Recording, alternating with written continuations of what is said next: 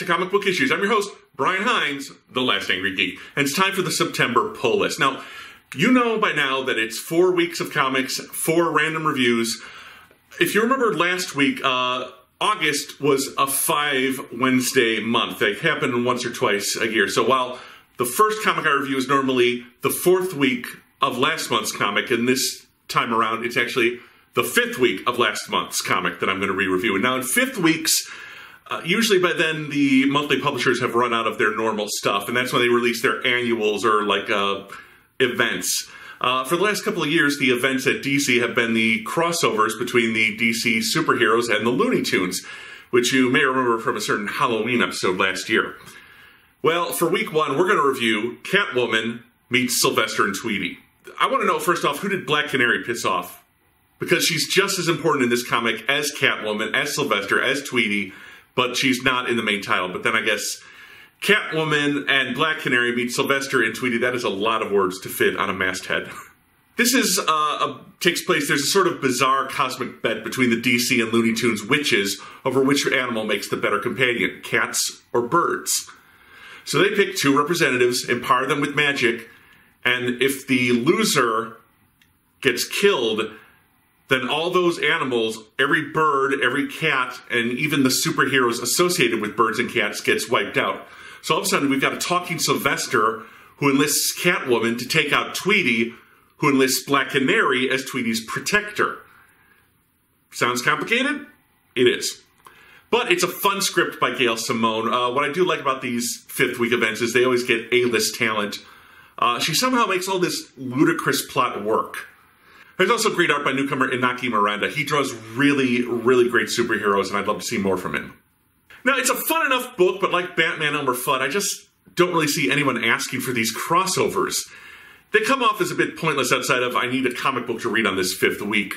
That said, they usually do get a lot of praise for being very well done, but it just feels unnecessary. It's like finding a really great book that you didn't want, you didn't ask for, and after reading, you still don't need, but it's still a great book, even though it has no connection to you whatsoever. They're fun, but I probably wouldn't buy them any other time of the year except for that 5th week when comics are so sparse. And as usual, the backup tale set in the Looney Tunes universe. The main story is always set in the DC universe with the Looney Tunes characters. There's always a backup cartoony tale set in the Looney Tunes universe with the DC characters. And as usual, the backup tale is just kind of stupid and pointless. My suggestion? Read it, but I'd wait for a digital sale. Find it at Comixology at some point for 99 cents, then read it, unless you're that person who's been waiting your whole life for a Catwoman, Sylvester, and Tweety crossover. For week 2, it's Avengers Number 7 by Jason Aaron and Sarah Pichelli. Now, this is continuing to explore the prehistoric Avengers that Jason created for that Marvel's Legacy event and then used as the opening to his introductory Avengers arc. Here we learn how Ghost Rider got his powers, and we see the earliest incarnations of the Wendigo and Mephisto. The scene between Ghost, the young boy who will become Ghost Rider, and Mephisto is really kind of powerful and spiritual and scary. The rest of the book is written as part prehistoric horror movie, part revenge tale. It's obvious Jason Aaron had a lot of fun with the story, and Sarah Pichelli draws the story really well. I'm going to talk about her a little further on the next comic. We'll get to that. Everything looks era-appropriate, but I don't really like Ghost Rider's leather straps, male bondage, Sean Connery, Zardoz outfitted. But then there's no real reason for him to have a leather jacket, is there? I do wish they'd explain why the Ghost Rider needs a mount. Be it flaming prehistoric woolly mammoth or motorcycle with burning tires. They never... He's the Ghost Rider, but they don't explain why he has to ride something.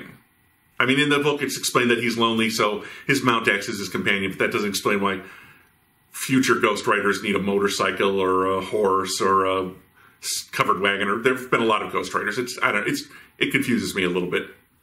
My recommendation? Buy it. But as this is a standalone issue, it doesn't really reflect on the Avengers series as a whole. If you're a Ghost Rider fan, buy it. You'll enjoy it. If you're an Avengers fan, then you're probably already reading this book and you don't need me to tell you to do that. For week 3, it's issue 2 of the new Fantastic Four by Dan Slott, and again, Sarah Pichelli.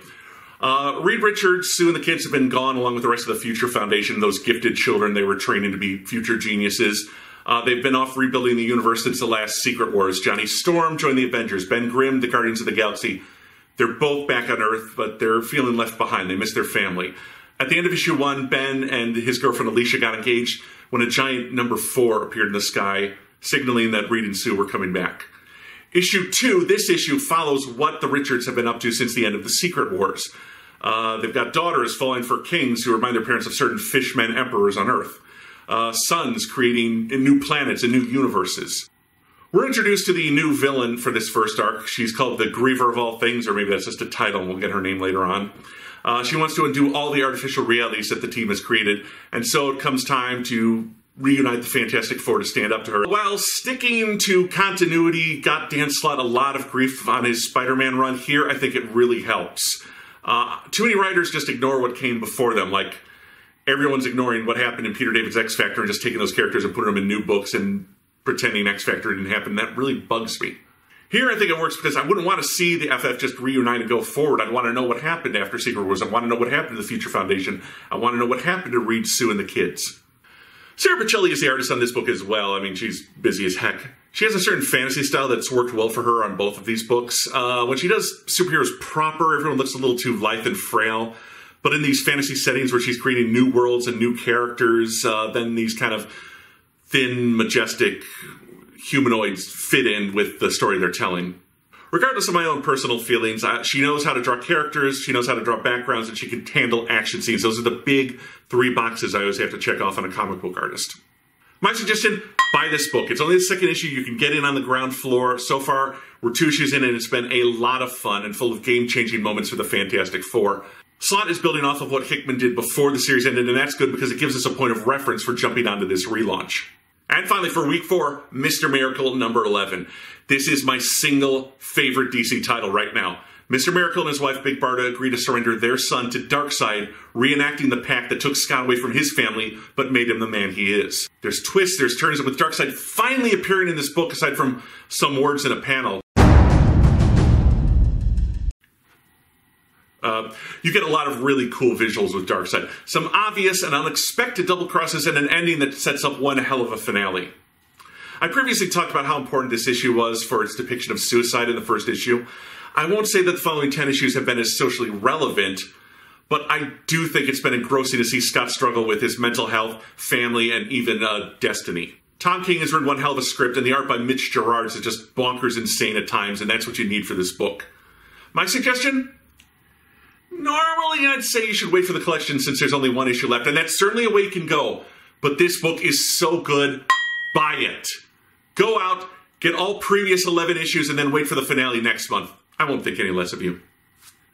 All right, that's the September pull list. Everyone, thank you for joining me. I'll see you back here next month for October. Until then, I'm Brian Heinz, the Last Angry Geek.